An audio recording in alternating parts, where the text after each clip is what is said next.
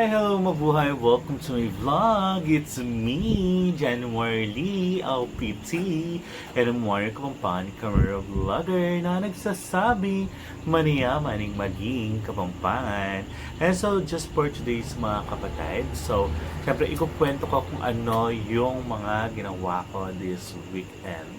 Of course, ayan, so, you know what guys, it's been so how many years? It's a decade, yes, it's a decade since nagpunta ako nagsimba ako sa Antipolo.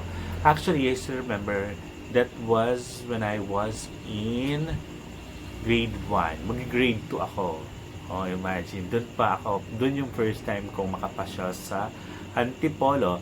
But if I'm not mistaken, hindi kami nakapagsimba noon. Only yung mga may edad na, I mean, yung mga kasama na lang namin sa group, yun yung nagsimba. So ako, hindi ako nagsimba sa pinaka-church, o hindi ako pumasok sa pinaka-church ng Antipolo ng bata ako. Though, before tumira ako sa Antipolo, yeah, so tumira ako sa Antipolo, sa Marikina, sa Antipolo, ayan, so tumira ako doon sa mga yan. Pero never ako, that was way back 2014, 2015. Pero hindi ko naisipang magsimba sa Antipolo. So, now, sabi ko nga, di ba, parang kailangan unti-unti magagawa ko or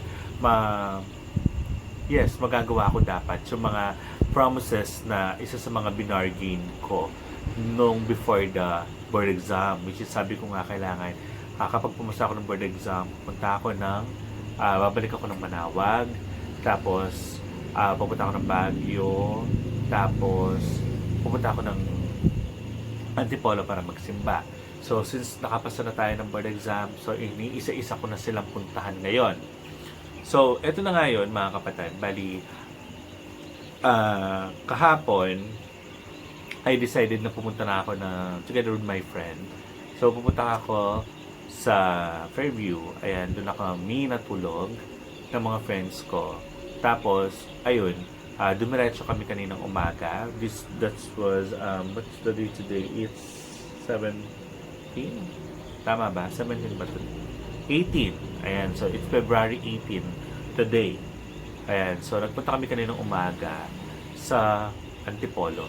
And I didn't expect, although yes, before, I still remember, pag ganun-ganun yung daan, papunta dun sa pinaka-church ng Antipolo. So, hindi rin ako nagkamali. Pag ganun-ganun din yung daan, papunta sa pinaka-church ng Antipolo. So, sumakay lang kami ng LRT mula Cubao to Antipolo. Then, from Antipolo Station, sumakay pa kami ng parang mga e-bike. Ayan, and it cost 50 pesos. Yung papunta, pero yung pauwi is 40 pesos. Then, tawag dito, ang tagal ng biyahe, ang layo pa pala siya, ang layo pa pala niya. Tapos nandaanan ko yung church ni San Pedro Calungsod. Ayan, so hindi lang siya naagip ng aking video. Kasi nga talagang hindi ko naman expect kasi na meron palang church doon, si Apo San Pedro Calungsod. Then, ayun, syempre, pagdating doon, alam niyo naman ako, mahilig sa mga kandila. Ayan, so nag-ano ako ng mga kandila, tapos, nagtirik muna ako kasi naabutan namin, nasa homily na yung misa. That was around 10 a.m. na. Ayan, so nasa homily na yung misa nung dadatnan namin. So sabi namin, yung next na misa, since Sunday naman today, so dire-diretso yung kanilang misa. So ayun, nagtirik muna ako ng kandila, tapos nung narinig na namin na medyo pero before that kasi nagtanong-tanong na kami kung magkano yung mga pasalubong, siyempre, and so tapos nagmisa na. So ang ganda ng homily, it's about temptation or tukso, and so sabi nga si Jesus na nagpunta sa isang desert, ganyan na kung saan tinukso siya ng demonyo sa loob ng 40 days. Yan yung pinaka-homily for today. Tapos, ayun. And, I'm so blessed kasi pagdating ko doon, I didn't expect talaga na meron silang Lenten exhibit. Ayan. So, ipapakita ko sa inyo yung Lenten exhibit. Ayan. So, sa susunod na video yon, I think siguro mga part 2. Lenten exhibit ng Antipolo. Ang ganda, promise, ang gaganda nila, talagang antigo. Ayan, yun lang yung masasabi ko, very antigo yung mga imahin nila. Yung iba hindi talaga nila pinagalaw, hindi nila pina-encarna. Talagang they still as the same as they are, parang ganon. Tapos ayun, syempre nabili rin tayo. Siya syempre isa sa mga pinagmamalaki ng mga taga-Antipolo. Walang iba kundi ang mga yan. Tawag kasi namin dito is here in Kapampangan or here in Kapampangan. We Kapampangan and here in Pampanga, we called it samane. Yes, it's peanut na coated by sugar. So, minelt nila yung sugar tapos may mga mani-mani siya. And it's cost very cheap lang talaga yung price niya. Actually, this one is one of the biggest. Ito yung malaki na samane. It costs 50 pesos only. Pero dahil I don't know, talagang actually may nakakilala pa sa akin doon. Siyempre mga nagbabantay ng exhibit sa labas. Tapos yung sinulat ko na yung pangalan ko, sabi ko na sabi nila. Tapos natuwa lang ako. Then so eto is a samani in Kapampangan. And I don't know kung anong tawag nila dito. Basta hindi naman siya peanut brittle. Anyway, basta parang ganon. It's a sweetened peanut or a peanut covered by sugar, melted sugar. Then, binigay sa akin is 3 for 100. So, yung isa, nakatabi na. Tapos ito, yan. So, ito yung mga iiwan sa bahay. Then, siyempre, hindi matatapos yan. Alam niyo naman ako mahilig sa mga anik-anik na kakanin. So, ito, this one, is a tawag namin dito sa Kapampangan or we Kapampangan or here in Pampanga, we called it patupat. It's one of the suman. Ayan. So, when you say suman, it is, sometimes ito kaagad yung iniisip na suman. So, it's patupat. I don't know kung anong tawag nila dito. I forgot to ask them kung anong tawag nila dito sa Antipolo. Pero, here in Pampanga, patupat ang tawag namin dito. Tapos, iba rin yung patupat sa Pangasinan. Yung patupat nila, it's a sweetened rice cake na nakabalot sa parang, ganito rin siya, pero flattened, parang ganon yung nila. Na-vlog ko yun, ipakita ko yun doon sa isa kong vlog previously. Then, binigay nila sa akin to. Actually, it is a 9 pieces, 100 pesos. Then, ako, binigay nila sa akin, it's 14 pieces for 100 pesos only. Then, syempre, bumili na rin tayo. Ang dami, di ba? Ang dami nilang binigay sa akin.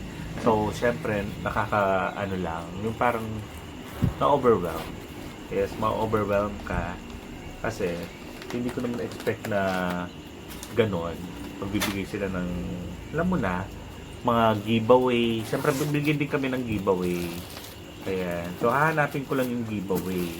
Nasaan ba? Hindi ko alam saan ko ilagay yung giveaway. Basta't may giveaway. Actually, one of the giveaway is this one. Yes. Itong bracelet na to. Ito kasi, binigay sa akin ni sister sa nung exhibit ko sa Marian exhibit sa SM Pampanga. Then ito, binigay ito ng tindera. And so, binigay ito ng tindera. Tapos, binigyan din niya ako ng Holy Rosary. I don't know kung saan ko na ilagay yung Holy Rosary. Napaka-cute ng rosary. Binigyan niya kami ng rosary. Kasi daw, kasi daw, bumili kami. So, ayun nga. So, pinost ko muna. Ito yung isang sa mga rosary na binigay nila. Ayan. So, ako, very, ako sa mga ganito. Talaga kapag rosaryo, yung, pag nagdarasal at least. Pero I have my own rosary here sa belt bag ko na pinabless ko rin siya kanina sa Antipolo. Ito siya. And I'm so lucky na pakaupo ako malapit sa altar nila. And so, na-enjoy ko talaga yung misa. Tapos hanggang very amazed. Naluluha talaga ako. Naiiyak ako while praying to Our Lady of Antipolo. Ayan, de la Paz y Bienviaje de Antipolo. And so, mga rosary na binigay. Yung rosary lang nag-silver yung binigay. Then, eto, pagpapasok ka dun sa kanilang exhibit, yan, Lenten exhibit, bibigyan ka nila ng ganito. Ayan.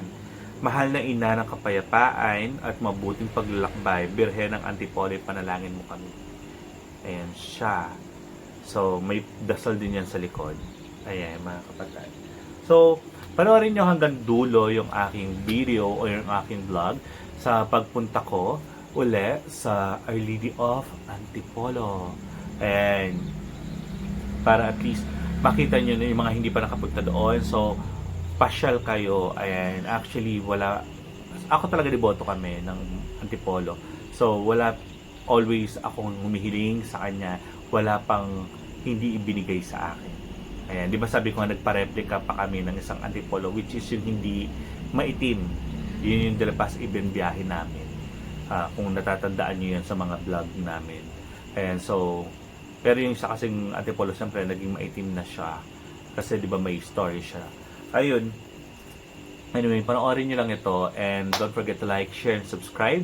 Then follow me to my Instagram, to my Twitter account. It's Jesse Samson, JheSsieSamson. Then add me to my Facebook account and follow me to my TikTok account, of course, January.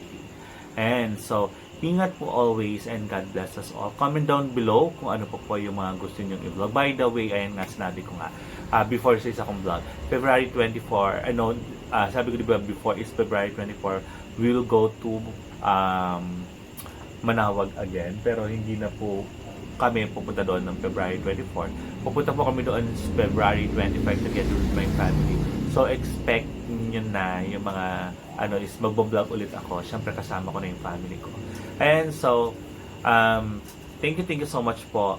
Again, it's me, January Lee LPT, and I'm one your Kapampangan camera vlogger na nagsasabi maniyaman ng maging Kapampangan. Thank you so much po mga kapatid. Thank you so much po. God bless us all.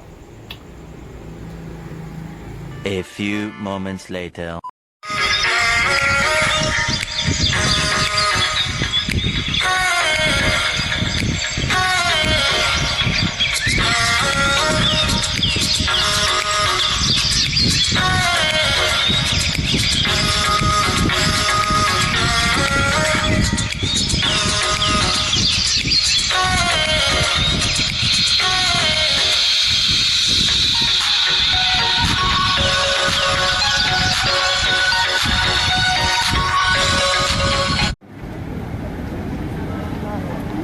Tatanong na tayo ng mga pasalubong. Ayun, Michael, ibigay baka bibili kayo. 35 lang, tatlong bundle, 100.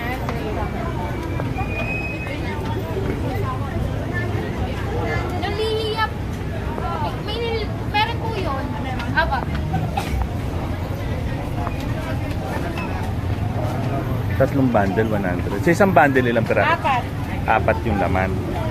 Dito, ano ba to? Suman Lihiya. May dati. magkaning ganyan? 4 100. 400. Dito, 100. pinipig naman. Sa mga samani, ay, ito ba? 35. Tatlo 100. Tatlo 100. Ito, Ganun rin po. Tatlo isa. ano ba to? Kalaman. Kalamay. Pati doon sa mga piyaya. Piyaya ba yun? Napili ka na, nak. Ay, yung malaki magkano? 35 po. Tatlo 100. Yung maliit. 4 100.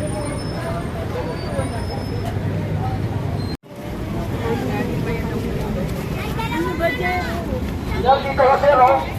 Para ba nag-isip yan, makakalabas natin. Magkano yung kandila? 50 po, ang kalahatan na siya. Ano yan? 7 dishes po talaga. 7 Dishes. wishes. Magkano? 50 po. 50? Andiyan na po lahat ang wish nyo. Kuya, Kalusugan. ipas niya yan. Parang makadaan. Kapag tayo wasted na, Ere, di rin. pag napakagulo na ng ating buhay, dahil sa mga kasalanan gusto natin gawin, please, huwag natin isisi sa Diyos yung ating desisyon sa buhay na manatili sa kasalanan, na manatili sa dilim. Kasi ang paanyaya ng Diyos sa atin ay bitawan niyan, magdasal, mag-ayuno, magkawang gawa. Yan ang patuloy at araw-araw na paanyaya sa atin at manampalataya.